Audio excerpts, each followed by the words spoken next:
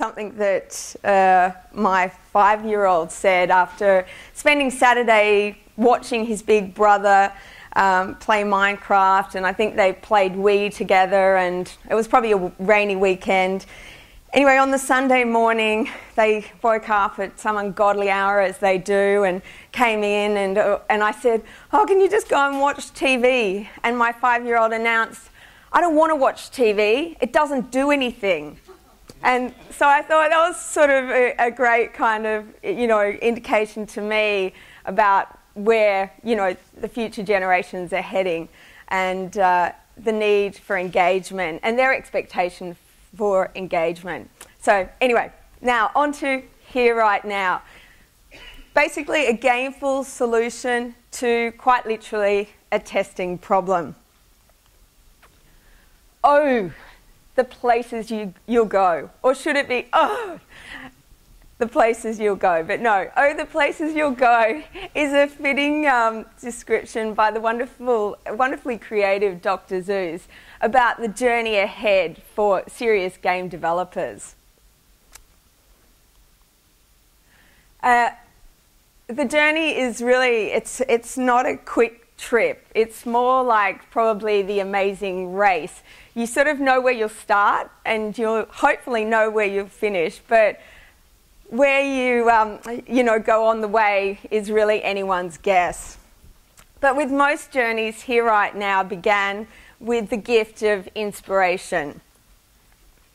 So in 2010, I heard about a wonderful guy called Associate Professor Kelvin Kong.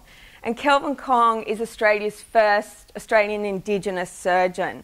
And he's really set about trying to change the way health issues are tackled in the ATSI community, which is a pretty big deal.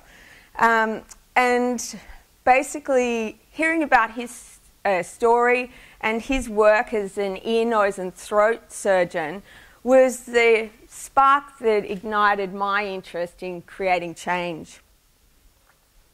Hearing health, it's an invisible disease process. You don't know what's going on unless you actually get a bit more emotionally involved with the parents and the family. What level do you have the TV on? Blair. The change we're trying to achieve is the general complete care of a child's growth from the day they're born, even from when pregnancy to the day they're born, right through to getting through school, so that the kids in the remote areas, rural areas, and also a lot of the Aboriginal population in the urban centres have equal opportunities to employment, education and lifestyle purely based on them, rather than being always behind in terms of hearing health. It gets earaches every now and then. Got a problem, so it's good to come for the checkup, isn't it? Jack? It's good, eh? Get your ear checked out, so he's got earaches.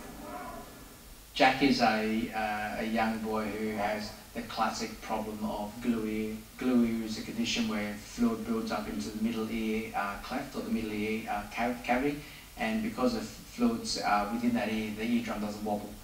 When the eardrum doesn't wobble, they don't hear, and this is a classic part of it that we're seeing. The drum should be nice and flat like this.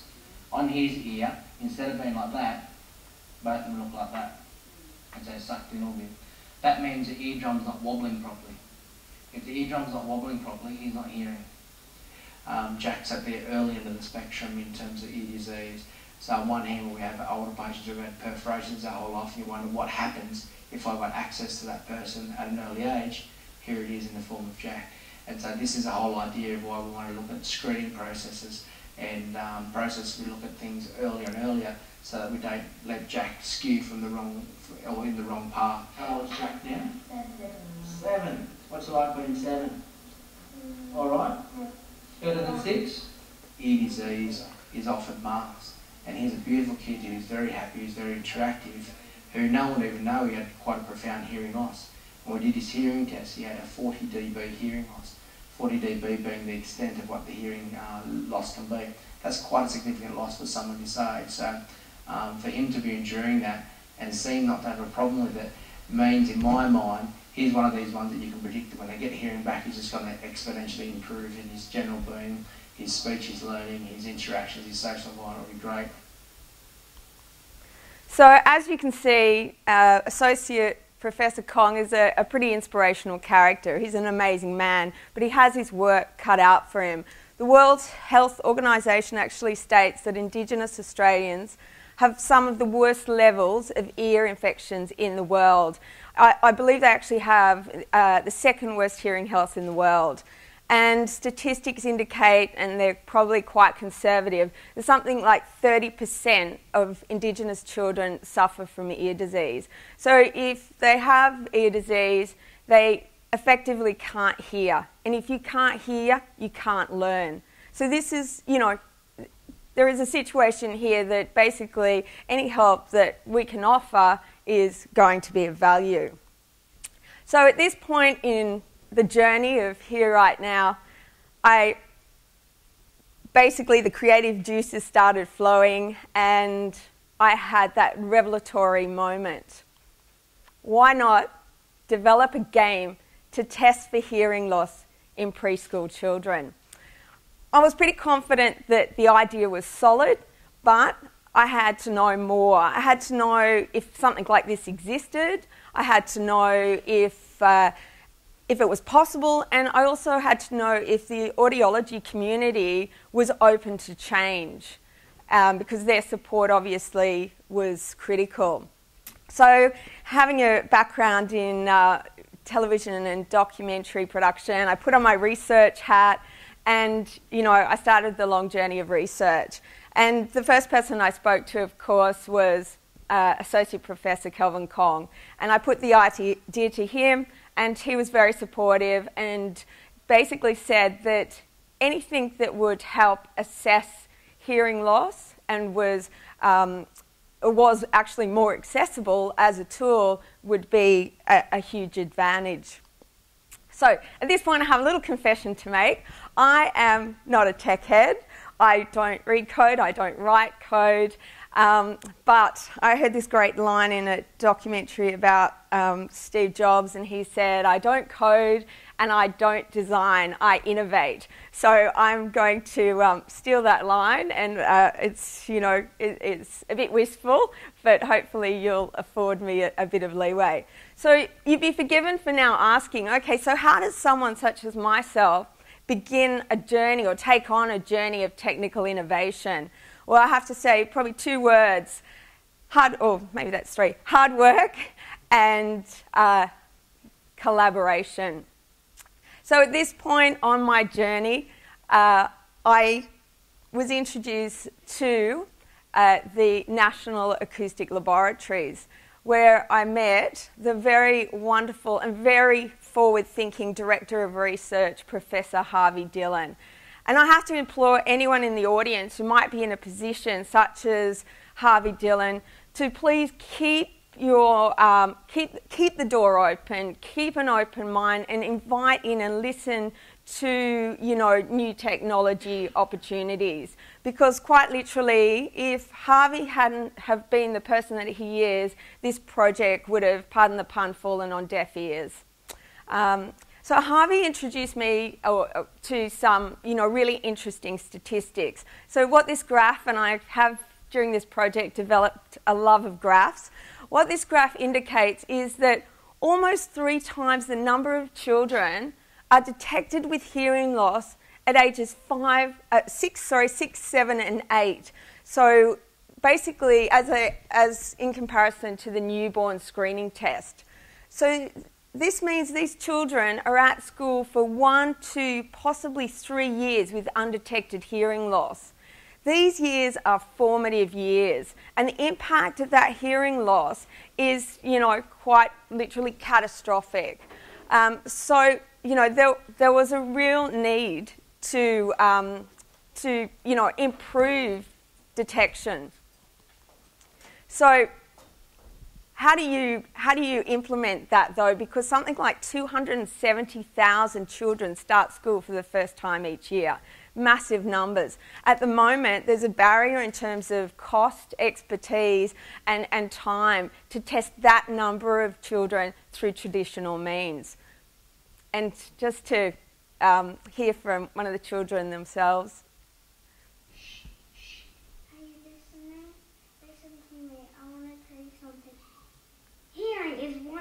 five senses. Hearing is very important. If you can't hear, it's pretty quiet. If you half hear, it's pretty confusing.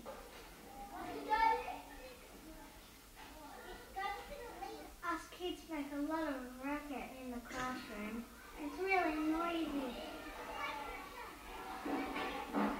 If your hearing is no good, you're in trouble.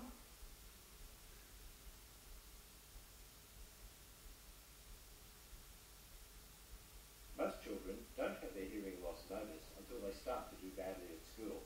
A student who has hearing loss is not getting any of the instructions, and therefore academically they're going to... And as Anna said, it was game on. So now for the meaty end of the journey, perspiration. It's not like I hadn't sweated to this point, but you know, now was really the time for a lot of hard work. So again, I call upon the words of Dr. Zeus to explain this point in the process. You'll come to a place where the street's not marked, some windows are lighted, but mostly they're dark. Do you dare to stay out? Do you dare to go in? How much can you lose? How much can you win? Simple, it's not. Really, those words describe the journey of a serious game developer. Needless to say, we took the step and we went in. And I have to say, it was this point I could go forward on the journey with some funding from the New South Wales Government Department of Trade and Investment, which really helped us develop a prototype, which is really an end-stage game. So just very quickly, the first thing to do really for us was understand the problem. There's three different types of hearing loss: conductive, sensory neural, and central auditory processing disorder. So we had to understand the problem.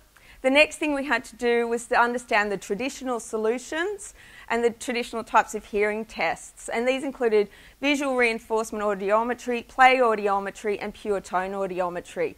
Visual reinforcement audiometry gave me a clue to how we could tackle the game, because it's based on giving a reward to the kids when they look to where the target sound is coming from.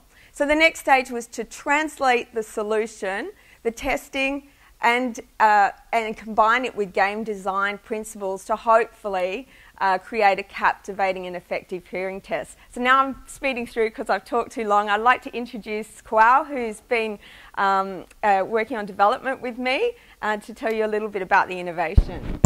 Testing 1, 2, 3, perfect. Which one is the button? That one. So since the beginning of the development of hearrightnow, we've had a very interesting conflict. On one hand, we have the very strict requirements of a clinical test, and on the other hand, we have all the classical game design principles. In this case, for example, the basic premise of the test is the kid is presented with a sound, and if they can hear it, they press a button. If they cannot, then the sound gets louder. But if they could hear it, then the sound gets quieter. That goes on until we find an average that sort of indicates what is the kid's hearing level. But game design usually tells us that you should put all visual elements, audio elements, all combined together to make for a really interesting experience. But in our case, we've had to separate all the visual and all the rewards after the audio comes in, because otherwise we'll be interfering with the test itself and it will be completely invalid. Now, we cannot punish the player for performing bad as in any other game, because that would mean punishing the kid for having bad hearing. But at the same time, I mean, hearrightnow is not a game that's training them to do something or teaching them something new. We just want to assess them, but we still need them to play their best. We still need them to do the most they can. Otherwise, we won't be getting a good reading of their hearing levels. Now, the way we're doing this is, again, we develop a little narrative. We work with a writer. I'm gonna go into that into the pillars of game design a bit later. But basically, we're putting a lot of the rewards after the kid has already heard the sound. Now, in this right hand here is the calibration screen, which also has a little bit of an interesting story, because when we're developing a hearing test that's going to be used in computers all around the country, there's a lot of variables that are completely out of our control, right? For example, the quality of the headphones they're using, the audio card, even the level of the volume they have in the operating system, and all that kind of stuff. So the very simple solution we came up with, surprisingly, is we have two sounds at different levels. The piano is louder than the guitar, and we're simply asking them to adjust the volume so they can hear one but not the other one. That really levels the playing field to a point where we can say, okay, the kids are playing it at not too loud but not too quiet at the same time, and that this solution was approved by the Harvey Dillon from the National Acoustic Laboratory. Now, for those of you who have read the Art of Game Design by Jesse Shell, you'll be familiar with with the 4 pillars. A few interesting tidbits from our development in the mechanics department. There are some areas where we're just putting a giant red button in the game. It does nothing, but it's just there to motivate the kids to press things. Otherwise, they would be a little confused by not having anything to press on. Story-wise, we made sure that the story is completely engaging for 10 minutes. Otherwise, the kids will be bored and just start randomly clicking and, of course, invalidate the test. And technology-wise, as many others have said, it is hard not to recommend Unity. It's so good for prototyping and quickly making changes, especially with a project like this that's constantly being assessed by the clinical requirements. So we have to go and change the values. We have to go and change this and that.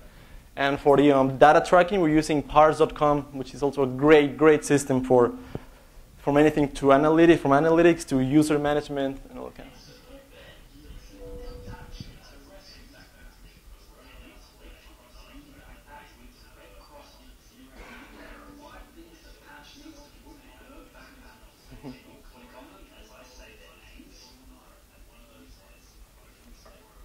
He should be wearing headphones, but so you could hear the audio, we left them off. That's one of the scenes of the game. As you can see, putting it on the iPad has... Well, one really quick advice, test as much as possible and as early as possible your game. In one of our quick tests, we had a hand to tell the kids that they should be pausing a bit and just wait, but the hand actually had the exact size of the hand of a 5-year-old. So what they did, they just grabbed their own hand and put it on top of that hand, thinking something was going to happen. And of course, that's something that I would have never realized if we hadn't tested properly. Okay, so now I'm going to go back to Carolyn just to close this up. Yes. 20 minutes seems like so much time, but it goes so quickly. So anyway, we're in the clinical trial phase, and would love to say the results are looking really positive. We're adapting and changing, and just to finally finish off, for those of you who are considering a move into serious gaming, with the words of Dr. Zeus, and you can all read those. And don't hold back, get on your way. Thanks, everyone.